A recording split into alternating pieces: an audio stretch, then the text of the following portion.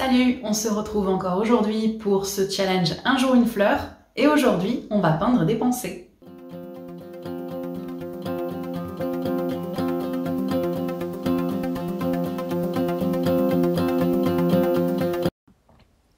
Donc j'ai mouillé mes godets au préalable et je vais prendre mon violet et on va commencer par les pétales. Donc pour ces petites pensées, je commence par faire les 2 pétales du haut. Tu vois que les pensées, il y a 5 pétales en tout. Il y en a 2 en haut, 2 sur les côtés et un peu plus gros sur le bas. Donc je vais commencer par les 2 du haut qui sont un petit peu plus pigmentés. Je commence par en faire un premier que je fais en entier. Le deuxième, je le fais pas tout à fait en entier. Tu vois que j'ai laissé un espace blanc entre les deux. Ça me permet de donner l'impression que le deuxième pétale que j'ai dessiné se cache derrière le premier.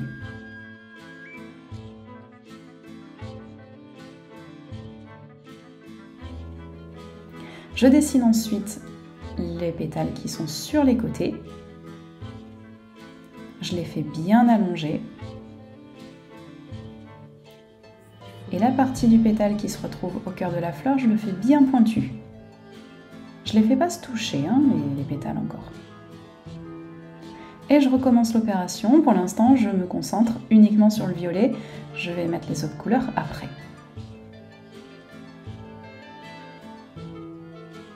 Si des pétales fusionnent entre eux, c'est pas grave. Ça peut faire un effet très joli aussi.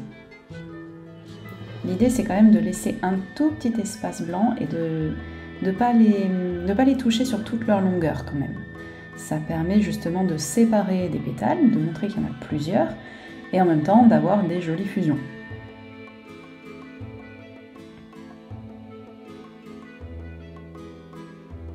Donc là, tu vois, pétale bien arrondi sur la partie extérieure du pétale, et bien pointu sur l'intérieur. J'hésite pas aussi à recharger un petit peu quand je vois que ça me plaît pas trop, que ça pourrait être un petit peu plus prononcé que ça en matière de couleur. Je peux recharger et profiter que le pétale est encore humide pour pouvoir avoir une jolie fusion de violet.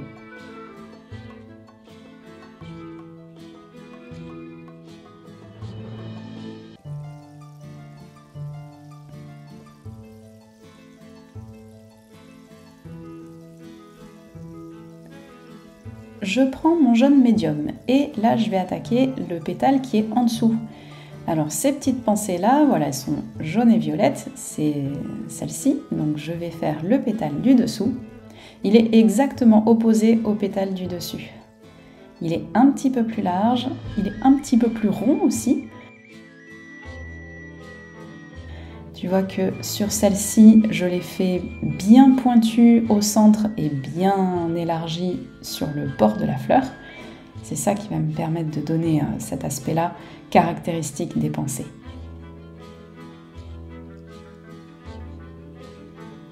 Et pareil, si des fusions se font entre le violet et le jaune, ben je laisse faire en fait, parce que ça peut être très joli, très intéressant.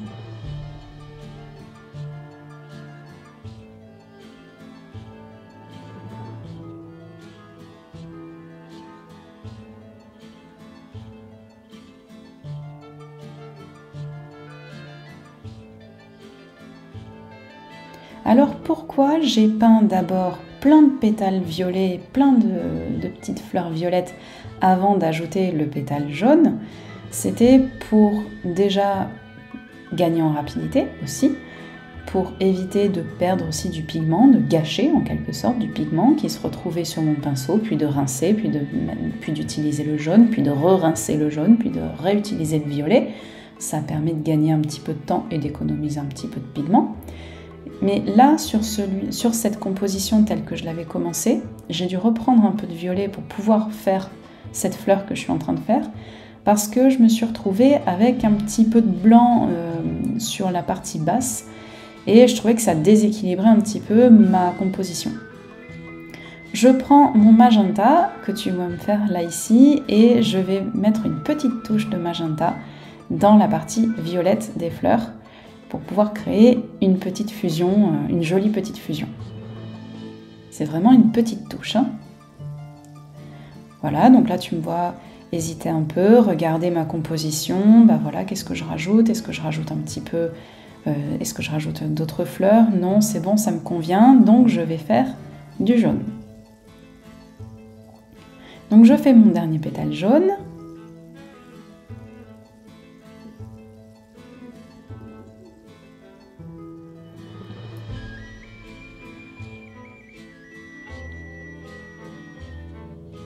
Puis je prends mon verre olive et puis là je vais faire les tiges.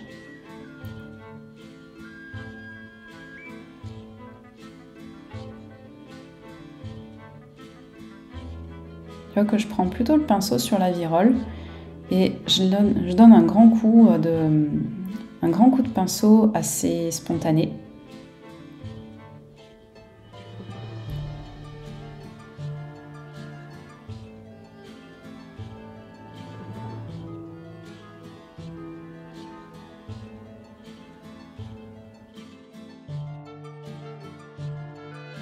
Et puis enfin, je vais rajouter quelques petits bourgeons de fleurs aussi pour dynamiser cette composition.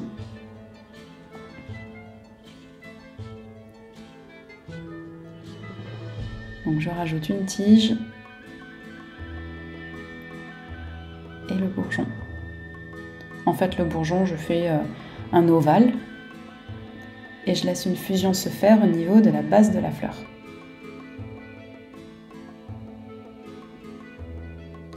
Là, ici au-dessus, je vais en rajouter 2 petits.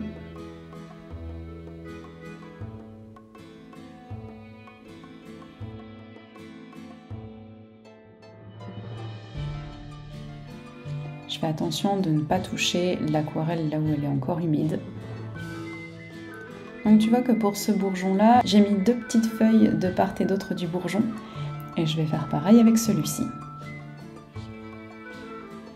Donc le bourgeon en violet et les 2 petites feuilles en vert olive.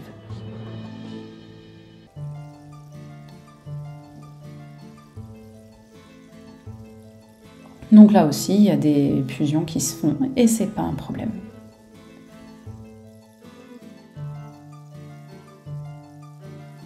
Je fais un tour de magie et pouf, c'est sec. Et avec un violet bien pur, avec un pinceau de précision, je vais dessiner des petits traits sur les pétales de mes fleurs qui partent du centre vers l'extérieur. Pas tout le long du pétale, hein. Tu t'arrêtes à peu près au tiers du pétale, à peu près. Et je fais ça sur tous les pétales de mes fleurs.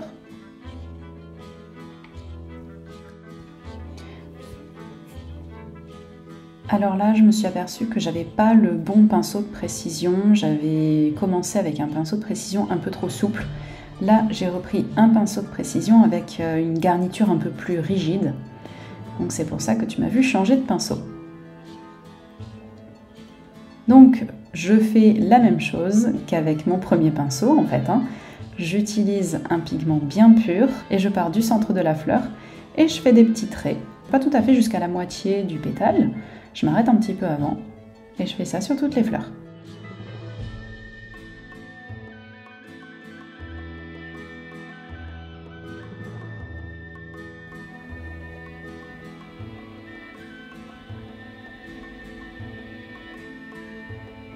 Je te le laisse en vitesse normale pour que tu puisses te rendre compte du temps que ça me prend à moi aussi.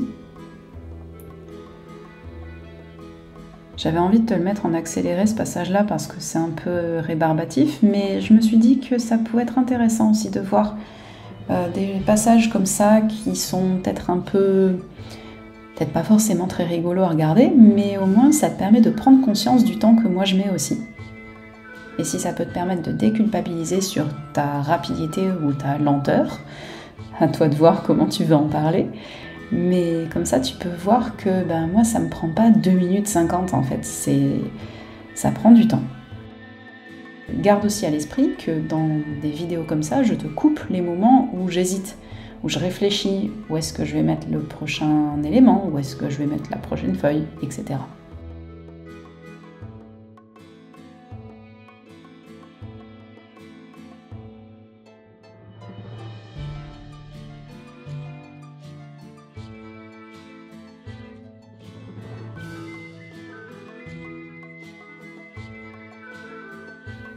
Allez, on retire le scotch. Et on écrit « Pensée ». Et on a fini. Alors, qu'est-ce que je t'ai montré avec cette petite pensée? D'ailleurs, les pensées, ce sont des fleurs que j'aime beaucoup. Pourquoi je les aime beaucoup, ces fleurs? Parce qu'en fait, elles ont une forme assez rigolote. Elles permettent de jolies fusions et aussi des travails dans le détail. Et puis, elles ont plein de couleurs. Enfin, voilà, il y a plein de variantes rigolotes. Il y a plein de variantes hyper créatives. C'est vraiment des fleurs que j'aime beaucoup. Il en existe des petites, des grosses, des moyennes, enfin voilà, c'est hallucinant le nombre de pensées qui existent. Et en plus de ça, elle me rappelle beaucoup ma grand-mère qui, à une époque, en mettait absolument partout dans son jardin. Je te fais des bisous. Et c'est aussi pour ça que je les aime beaucoup. Donc qu'est-ce qu'on m'a appris avec les pensées? On a appris à dessiner des pétales, certes, mais à faire en sorte aussi de les faire passer derrière. Tu vois, notamment avec ce pétale-ci et ce pétale-là, par exemple, que je t'ai montré, qu'on pouvait aussi les faire passer derrière, toujours en laissant un petit espace blanc entre un pétale et l'autre. On verra plus tard pour pouvoir faire des ombres et des trucs comme ça. On reste quand même dans du niveau 1, on va dire. Je voudrais quand même rester dans un niveau qui peut être accessible à peu près tout le monde. Donc c'est pour ça que je reste plutôt dans ce style-là. On verra plus tard pour faire quelque chose d'un petit peu plus réaliste et d'un petit peu plus haut niveau. Patience, patience. Donc comme je disais, je t'ai montré qu'on pouvait faire passer des pétales au second plan et je t'ai montré aussi toujours des fusions et comment tu pouvais travailler des petits détails une fois que ton papier a parfaitement séché. C'est la fin de ce tuto, j'espère qu'il t'a plu. S'il t'a plu, toujours le petit like et le petit commentaire pour me faire un petit retour de ce que t'en as pensé. Ça me fait toujours plaisir et ça aide au référencement de la vidéo et ça c'est cool. Abonne-toi pour rester informé des futures sorties de vidéos parce qu'on a encore quelques fleurs à peindre. Allez, salut!